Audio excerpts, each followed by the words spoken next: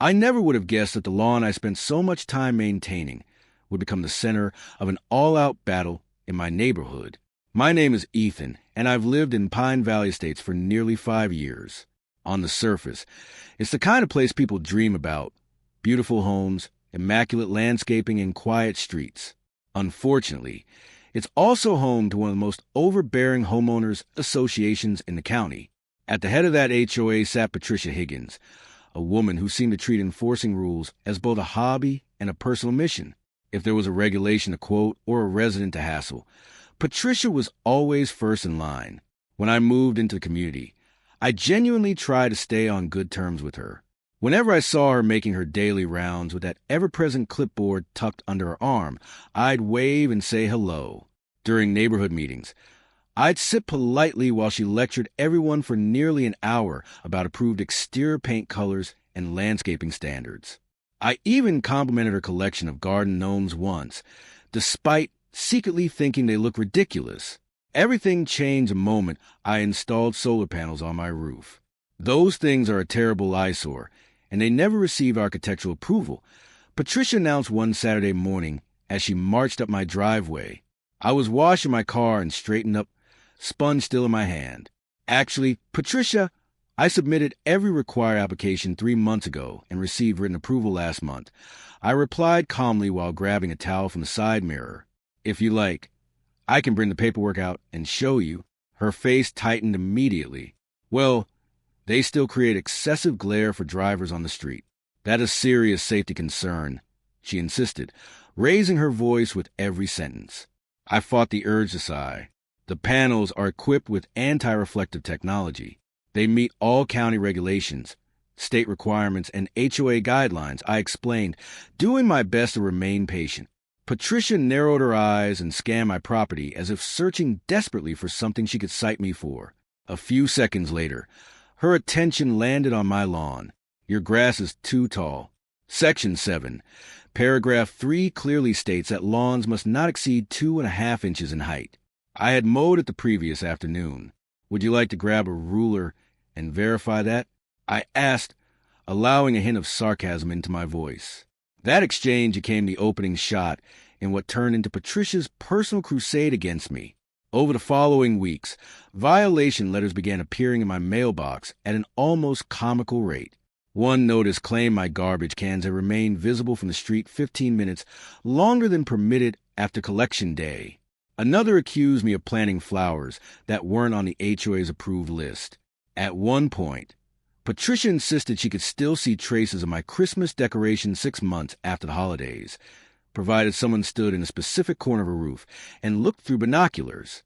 Each time, I responded professionally. I either provided documentation proving compliance or corrected whatever insignificant issue she had identified. Each time, Patricia seemed to grow even more frustrated. It became clear that she wasn't used to residents who understood the governing documents as thoroughly as she did, or who refused to lose their temper when challenged. Most homeowners simply paid the fines to avoid the headache. I often suspected those fees helped finance more than a few of Patricia's vacations to Boca Raton. The situation escalated further when I announced that I intended to run for an open seat on the HOA board.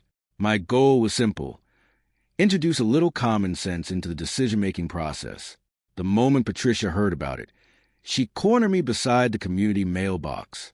"I hear you're planning to run for the board," she said, offering a smile that never reached her eyes. "That's right. I just want to contribute and help improve the neighborhood," I answered pleasantly. "You do realize the position requires a considerable amount of time. Given your situation, I'm not sure you'd be able to keep up." Her tone sounded sweet enough, but the look she gave me was anything but friendly. My situation, as she called it, was that I worked remotely as a structural engineer. If anything, I had a more flexible schedule than most people in the neighborhood. "I appreciate your concern, Patricia, but I'm confident I can handle the responsibility." She stepped closer and lowered her voice. "Ethan, let's stop pretending. You really shouldn't move forward with this. The current board already works well together. We don't need someone from outside that circle disrupting the harmony we've built." The faint smell of coffee on her breath did little to soften the threat hidden beneath her words. I think every organization benefits from healthy discussion and differing viewpoints. I replied, taking a step back to create some distance. Let the residents decide who deserves the seat. After that conversation, Patricia's campaign against me intensified dramatically, almost overnight, and signed letters began showing up in mailboxes throughout the neighborhood.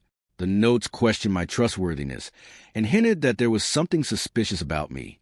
Soon, rumors started making the rounds. Because I worked remotely, people began asking strange questions.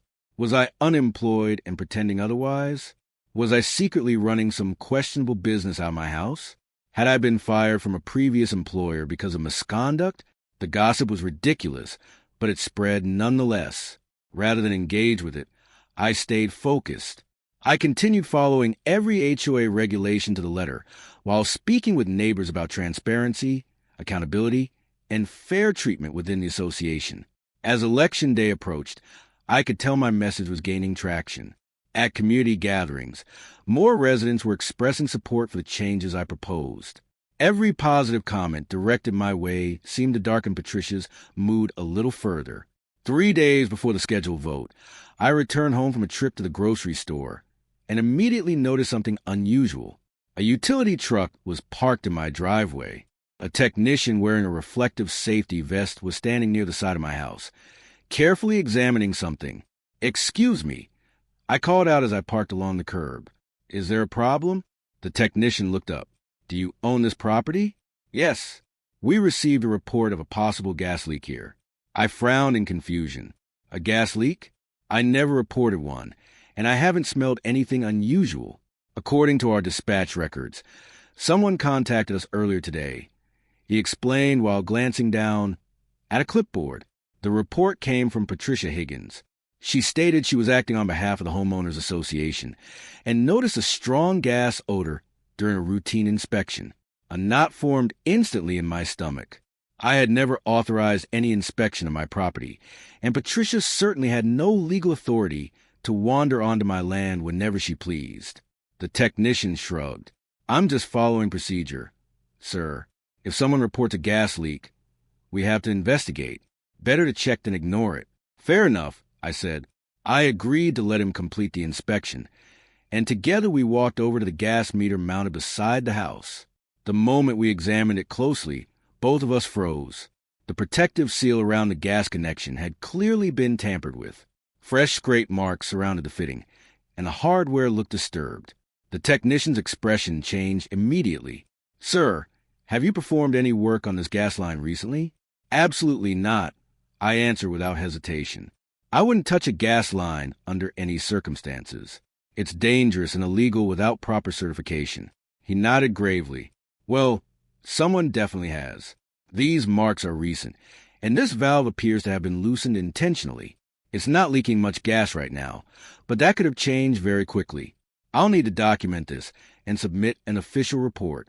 At that moment, I remembered something.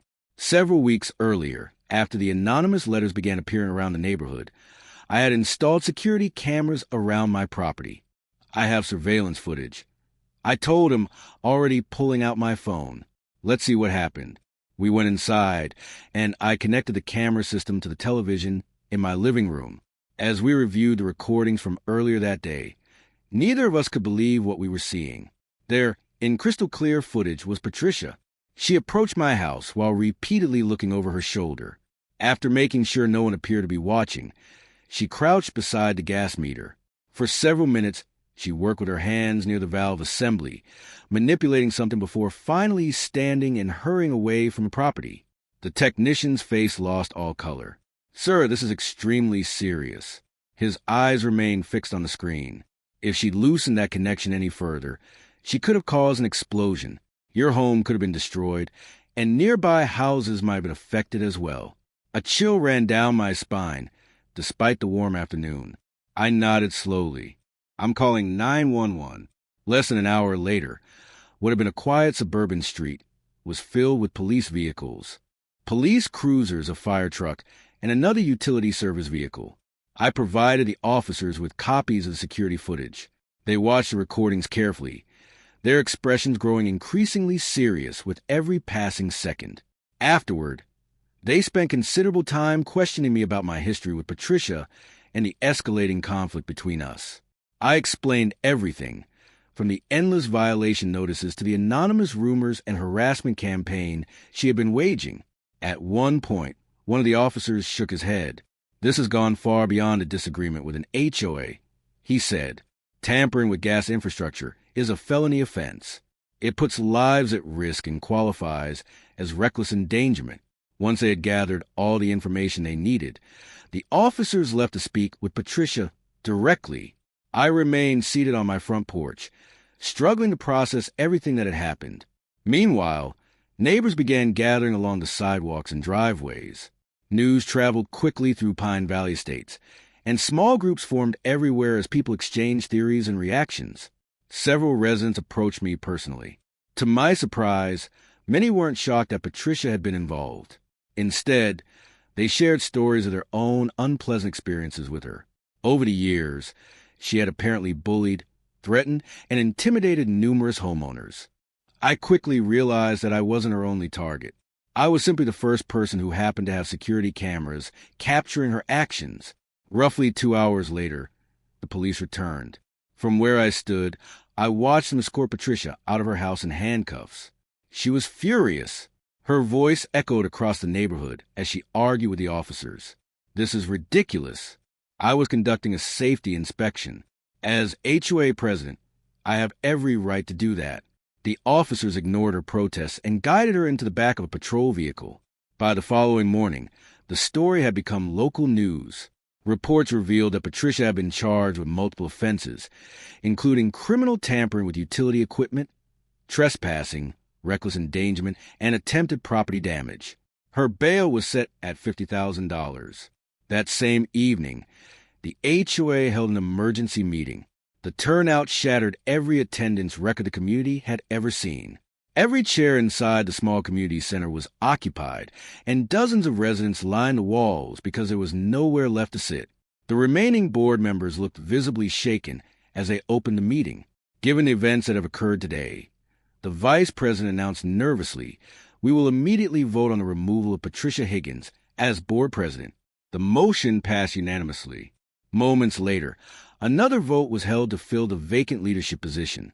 To my surprise, the residents elected me. As the meeting came to an end, my phone buzzed with a breaking news alert. Patricia's employer, a local real estate company, had released an official statement announcing her termination. The statement referenced company policies regarding criminal conduct and actions that endangered public safety. When I stepped outside afterward, a group of neighbors was waiting for me. One of them handed me a carefully arranged gift basket. We all chipped in. An elderly woman explained with a smile, "If you end up facing legal expenses, we wanted to help." Most of us had wanted to stand up to her for years, but we were afraid of what she'd do. The gesture caught me completely off guard. I thanked him sincerely, overwhelmed by the support, and still trying to absorb how dramatically everything had changed in less than 24 hours. As I walked home beneath the fading evening sky, my phone rang once again. This time it was my attorney. "Patricia made bail and has been released," she informed me. "But there is some good news as well. The court approved the restraining order request. She is prohibited from coming within 100 feet of you or your property." I was about to respond when a luxury SUV suddenly pulled up beside the curb next to me. The driver's window slid down. Patricia was behind the wheel. Her face was flushed with anger, and her eyes burned with resentment. "You think you've won?" she spat, gripping the steering wheel so hard her knuckles turned pale. "Do you understand what you've done to me? You've destroyed everything. My career, my reputation, my standing in this community." Before I could answer, flashing lights appeared behind her. A patrol car that had been parked farther down the street immediately pulled in behind the SUV. The officer stepped out and approached calmly. "Ma'am, please exit the vehicle." The realization hit Patricia instantly. Her expression crumbled. "I just got out of jail," she shouted. "It hasn't even been an hour, and you've already violated the restraining order." The officer replied evenly, "Step out of the vehicle now."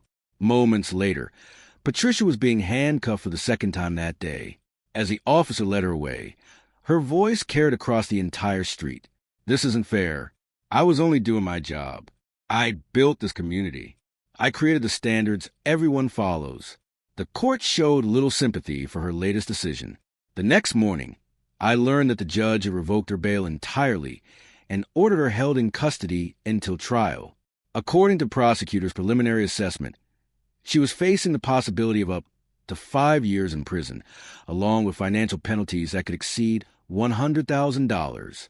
When those details were presented during a court hearing, Patricia reportedly collapsed on the spot. Witnesses said she dropped to the floor like a marionette with its strings cut. Court officers had to carry her from the courtroom as the judge finalized a ruling that would determine her future.